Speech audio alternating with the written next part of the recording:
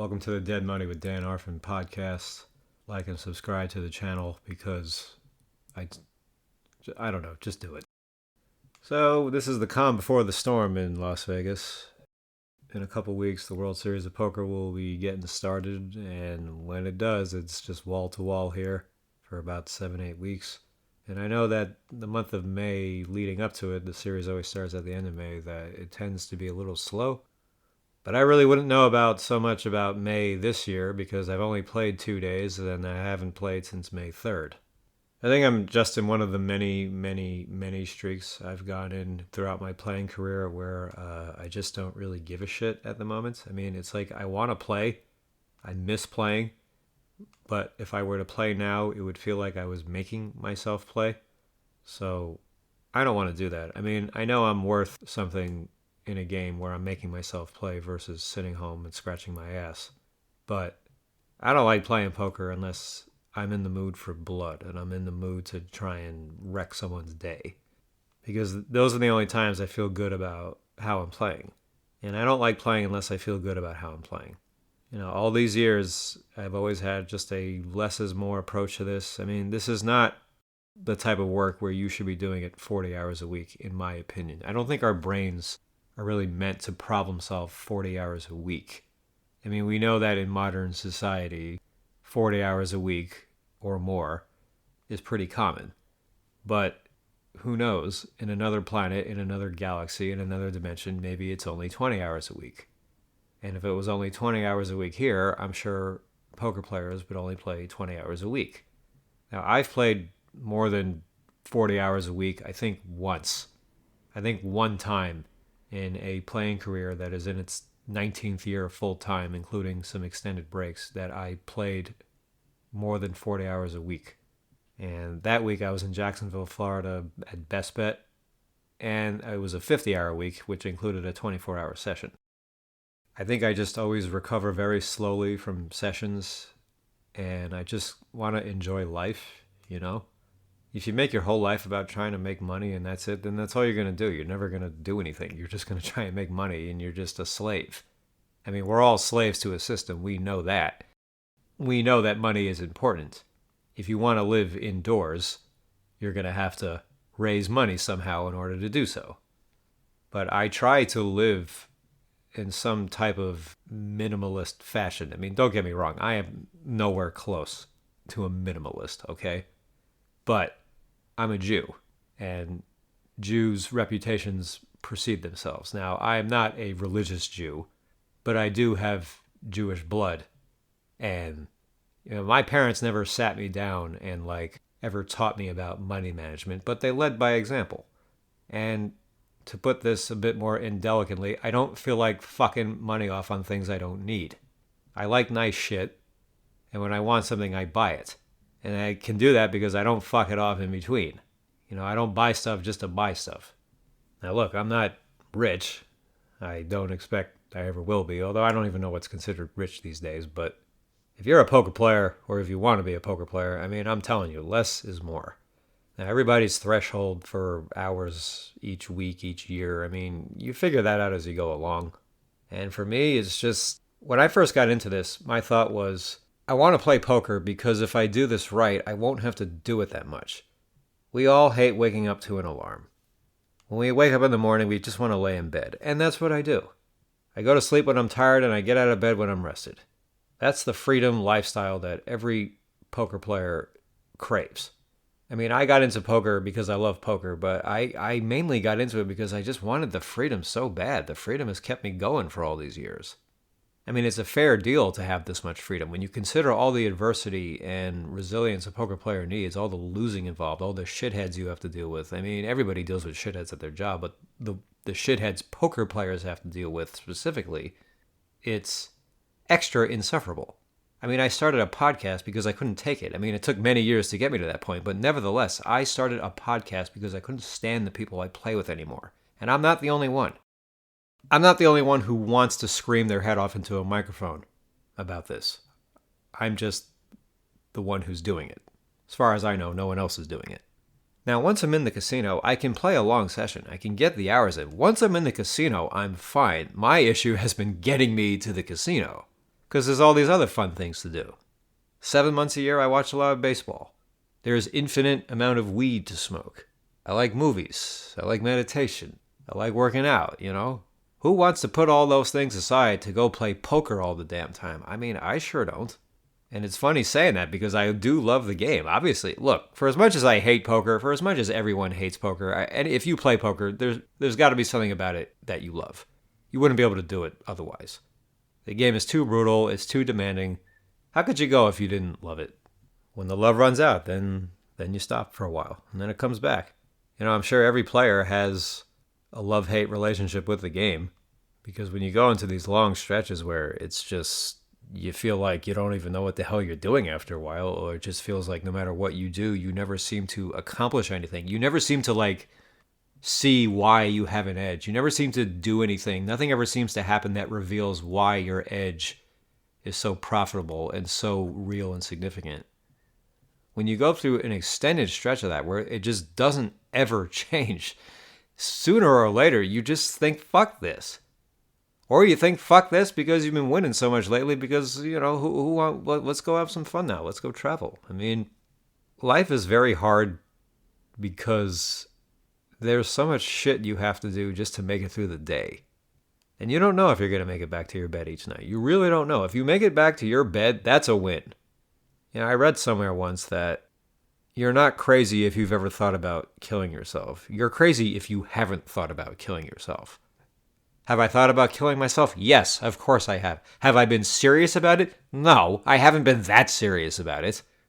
But sometimes life, I mean, look, it just beats you to fucking shit sometimes for one reason or another, or 10 reasons, or 10 more reasons. And sometimes you just have the thought, if this was over, so what? It's like, who wants to fucking keep going with this? It's like, is it so important that we keep doing this? It's easy to have that thought because it's just a thought. Because if someone charges at you with a spear a moment later, you're going to get out of the way. You're going to think, oh, no, just kidding. I want to keep living. So there's a difference between having this sad thought of, I just don't want to be here anymore, and actually, putting a gun in your mouth and blowing your fucking head off. I mean, I know a guy who killed himself a few years ago, and I mean, that's really the closest I've ever been to suicide in any capacity. And I don't know anything about suicide, really. I'm not exactly an expert on the subject, but I can tell you intuitively, people don't just wake up and kill themselves, okay? Something like that is years and years, probably decades in the making, to do that to yourself. So that's all. I mean, the only thing that could make me want to kill myself now is just being permanently prison sentenced in the company of NITS and listening to them talk about poker. Because a friend told me recently, in fact, no, it was John Arndt. I had John Arndt on here last year in season 1. John Arndt is a 29-year-old professional player. He's the youngest guy I ever interviewed on here. He's a very solid winning player, and he's one of not so many young pros now in Vegas. When I was in my 20s and early 30s, but mostly my 20s, I mean, there were a lot of pros who were my age, give or take a few years. There's not that many of them anymore. But John was one of them. But he told me something a few weeks ago that I mentioned here, and I haven't given him credit for it until now. He told me, I understand why you started a podcast now, because this company of these people is so unbearable. He's like, these NITS, they take themselves so seriously. And he's right.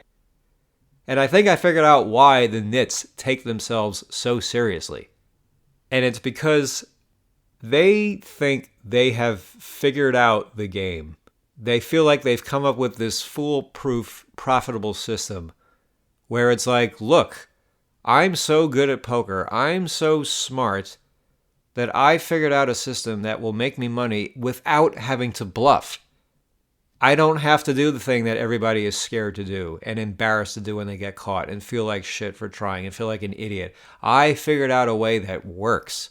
I figured out a strategy that overcomes all of that, and we don't have to do it at all. The only time we're going to bluff is when we're on tilt, because now we don't care anymore. I'm not going to be bluffing in between those times, not for anything remotely significant. Look, everybody fires a bluff once in a while. Even the tightest players actually show up with some goofy hand at Showdown where you didn't expect them to. I mean, I'm not saying they bet anything significant. It could be under $100. I'm just saying God, I mean, I could probably count on the fingers of one hand players I think that will truly just never, ever, truly never, ever bluff.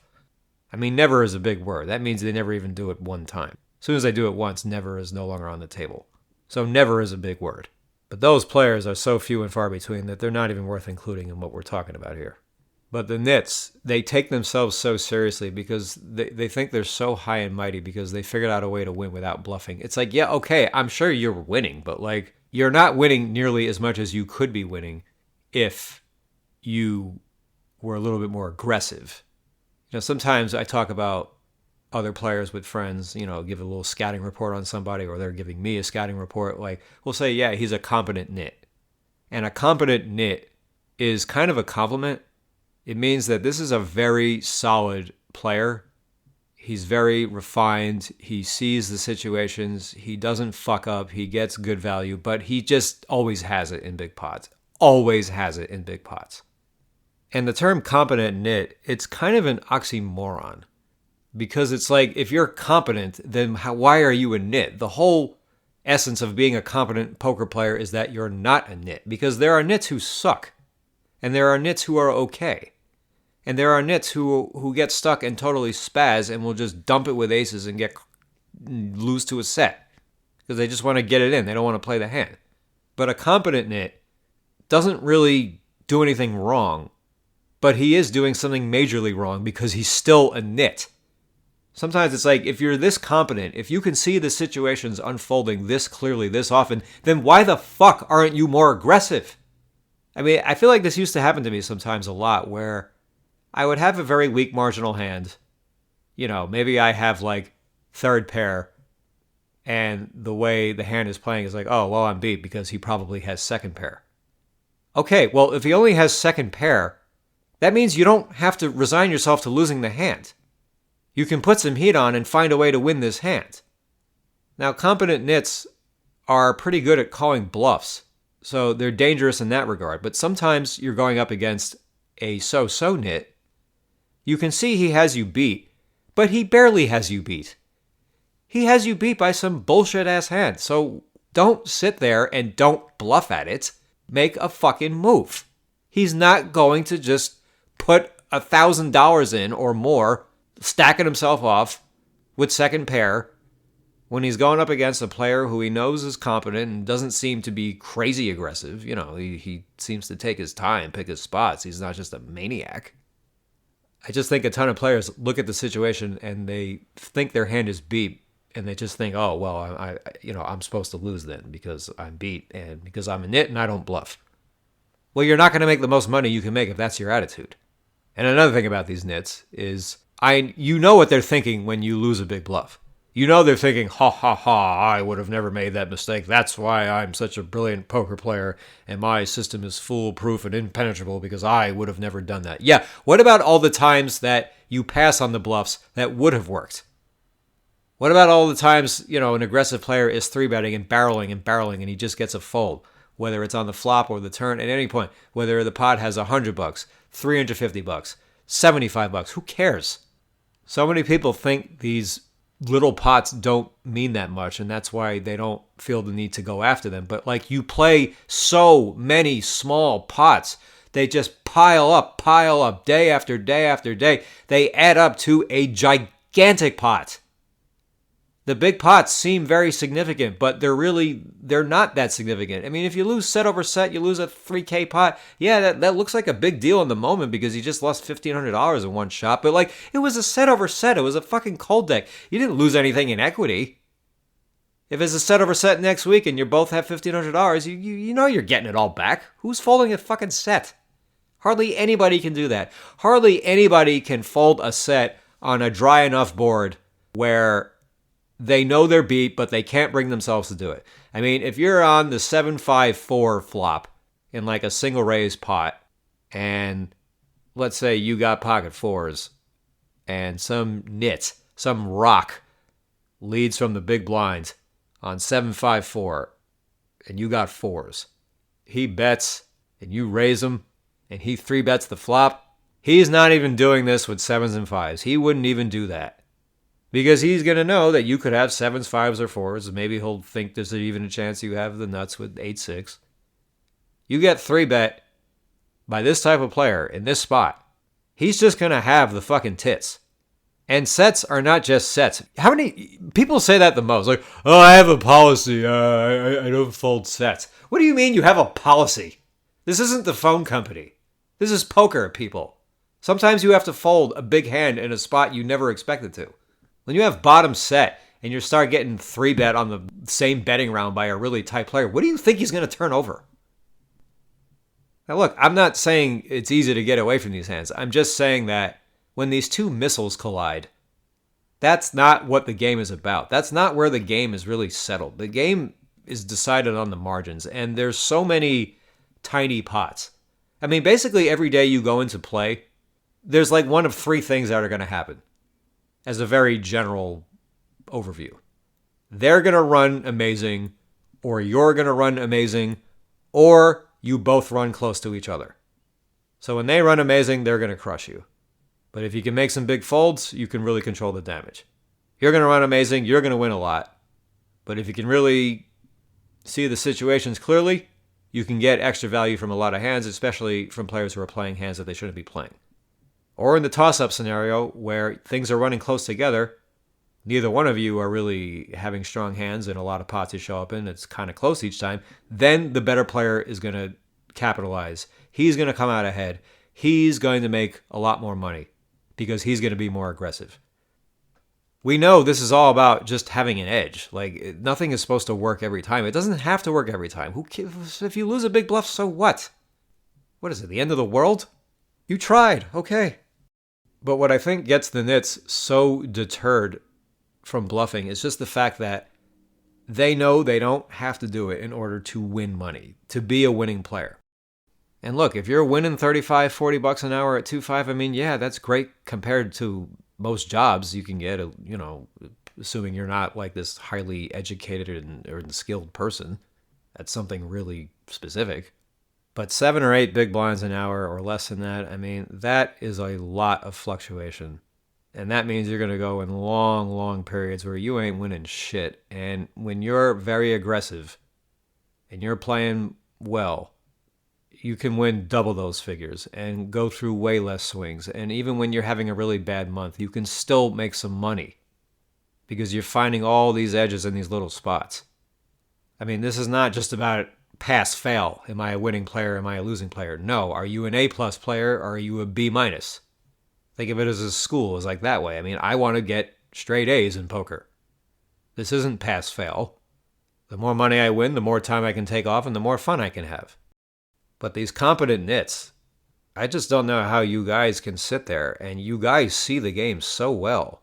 How do you guys sit there and just not be more aggressive than you are? I just don't understand the disconnect.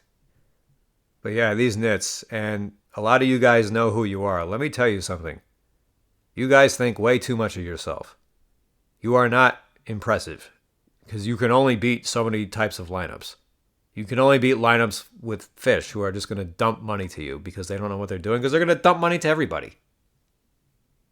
I just don't understand why players aren't more ambitious when they play. I mean, this game is so fucking hard. Don't you want to get good at this game? That's what I love about the game, is that it's just, there's so many different ways to try and figure out what's going on and get better. There's so much problem solving you can do.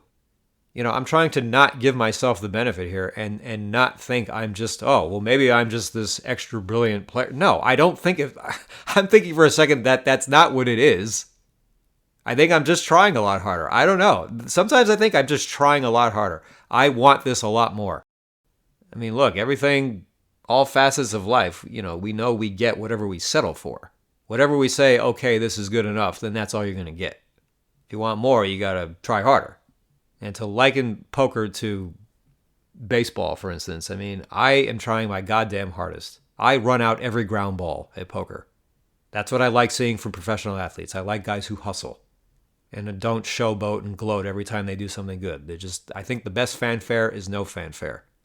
When you win a big pot, just take the fucking money and act like this is normal to you and act like there's nothing unusual. Don't cock your head or throw your shoulders around, strut around like you're this big hot shot, trying to get people to notice you. You want people to notice you? Crush the fucking game and they'll notice you.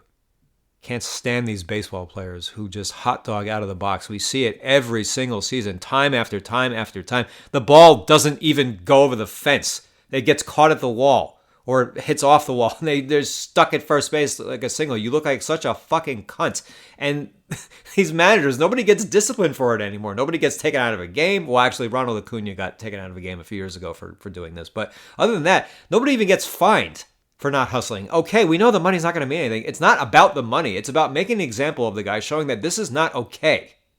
You have to play the game with respect. And for me, a home run, I enjoy home runs. I enjoy watching the ball fly out of the park. That's what I like about home runs. That's what aesthetically is pleasing to me. Not watching the guy Cadillac up the first baseline, hot dogging, doing a dance, blowing a kiss, and then the ball clears the wall by like 2 feet.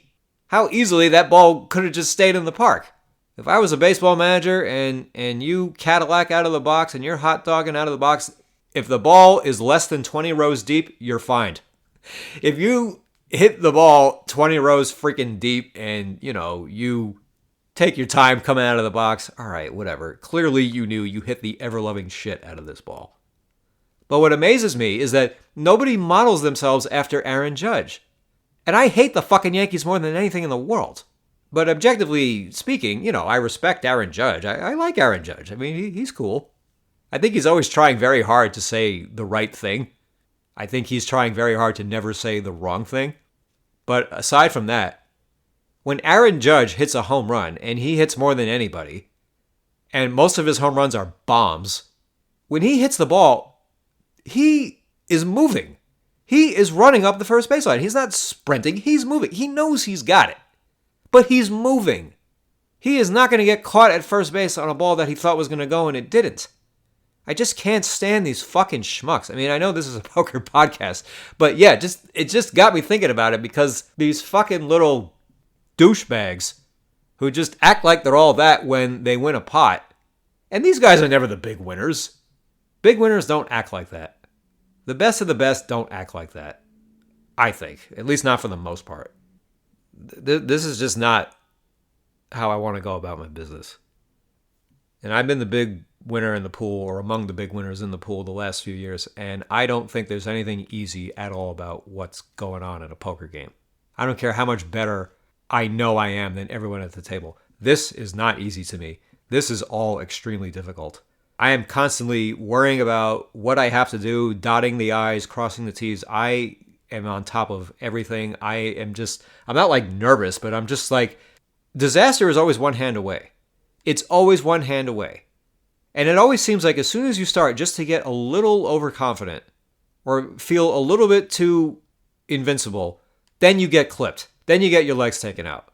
Whether you bluff it off, somebody bluffs you, or you take a bad beat, cold deck, whatever. Something. It always seems to happen shortly after you start to feel just a little too overconfident. And I'm not saying you're a piece of shit if you let that happen. Of course I let it happen. I mean, it's probably natural for that to happen. If you've been winning for so long and just cruising to wins night after night after night, yeah, sooner or later you're going to start to think that maybe this isn't that hard. It's always really hard.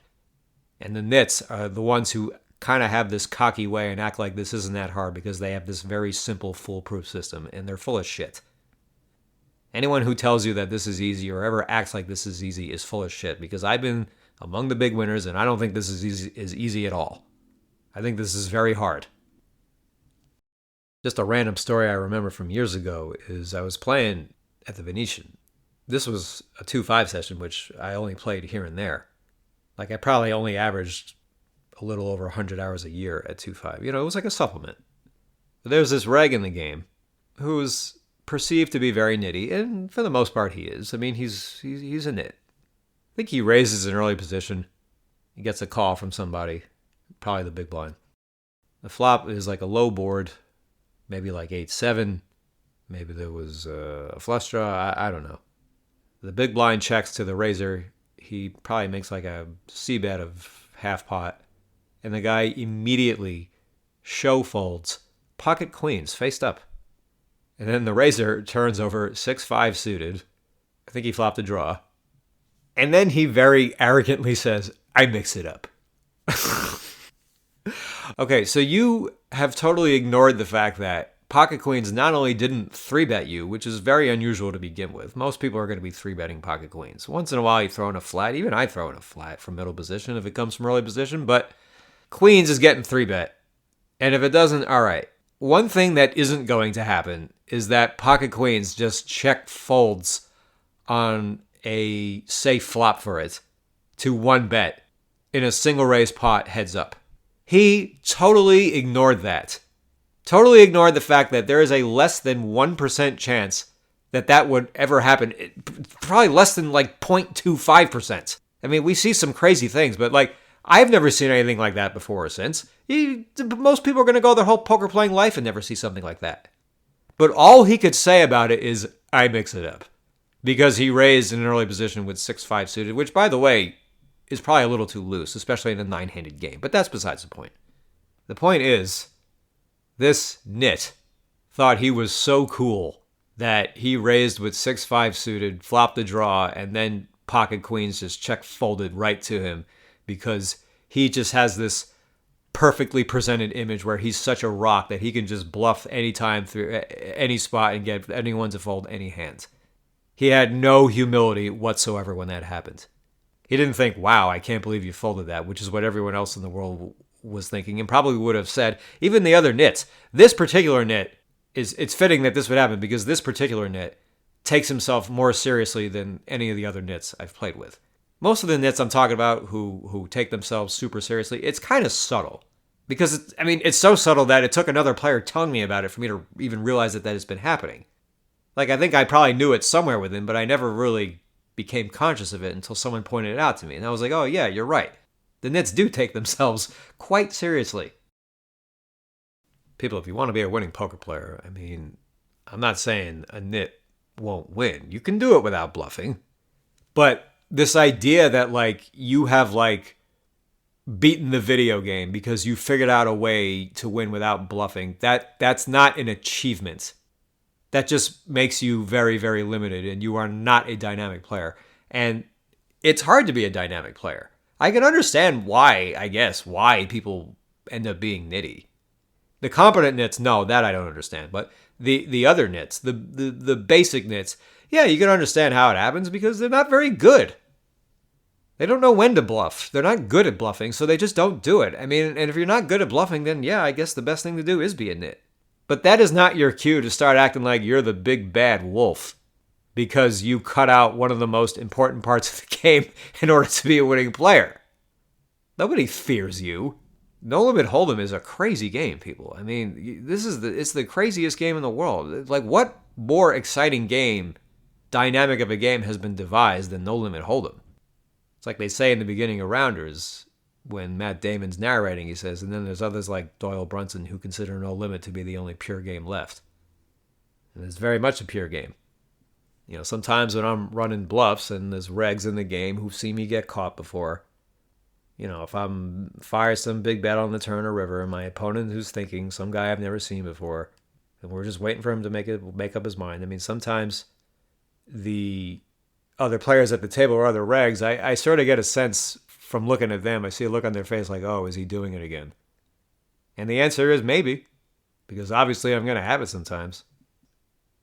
I guess all this is to say is after all these years, so many years, so much evolution and transition as a player, because I got out of the high stakes game a long time ago. All this is to say is I'm just proud, Because when I first learned poker, I thought it was the most badass game in the world to be good at, and I knew I could do it. And I knew this is a game I know I can be head and shoulders above so many players. I'm not wired like a Phil Ivey to be some fucking just constant action junkie and needs to just play high stakes. Super high stakes. It's just like never enough almost. I think I naturally had a lot of the personality dispositions you need to play, but I don't have the dispositions to play freaking nosebleed. The pain tolerance those people have is so high, you can't even comprehend it. And I suppose that's what an aggressive player looks like to a nit who plays 2-5 or 5-10 even. They can't comprehend what it's like to do that. To go bet, over bet, jam, river as a bluff. It's stressful to bluff. it is stressful gearing up time after time after time. And sometimes it happens multiple times a day where you get into a spot where you're in 3-barrel territory. And yeah, you got to brace yourself. It's stressful because you might lose a big pot right now. But an aggressive player is doing that on like a regular-ish basis.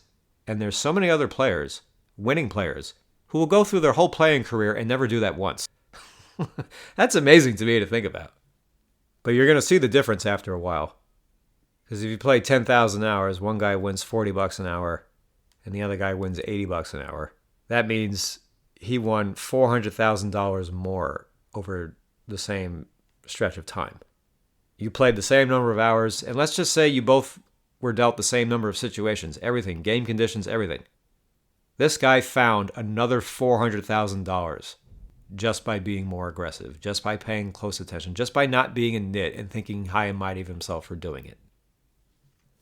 When I die, when I'm at the gates of heaven, because obviously I'm going there. Where else would I go? We think I'm going to hell? I'm like the coolest person ever. And when I'm given the option to ask one question about anything, you know what my question would be? I think it would be, what was my true win rate as a player at all the stakes? What should I have won versus what I did win? Did I run above EV or run below EV? Because I've been playing poker all my life. This is the thing I'd want to know. What was my play truly worth? Because we're always wondering about variance. We're always pondering, are we running good? Are we running bad? We're always talking to each other about it. And when you're a live player, there's just no way to know these things. It's kind of sick and sad, but all we know is that if you're playing well, we know you're going to win. I mean, if you're worth 10 big blinds an hour, you're not going to be a losing player. If you're worth 10 big blinds an hour, maybe for your career you made 10 and a half or 9, depending on variance. Yeah, maybe that's a possible thing. And that's what I want the answer to. I would want to know, what was my play worth at all the stakes? 10, 20, 5, 10, 2, 5. Even the big games, which I didn't play a ton of hours in. I mean, anything I played 10, 20, 40 or higher, I got my total hours put in those stakes. It's in the 220s. It's not that many hours. I only played it here and there. And when I played 50, 100 a handful of times, I mean, you might consider that as like my final table, like my main event final table of the cash game hours I put in. All right, that'll do for this week, everybody. I mean, I didn't feel like playing, and I didn't want to not have a show. But I'm going to have some guests soon before the World Series of Poker begins, so I'll probably talk to you guys again next week. So have a good week. Good luck at the tables if you play, and we'll see you next time.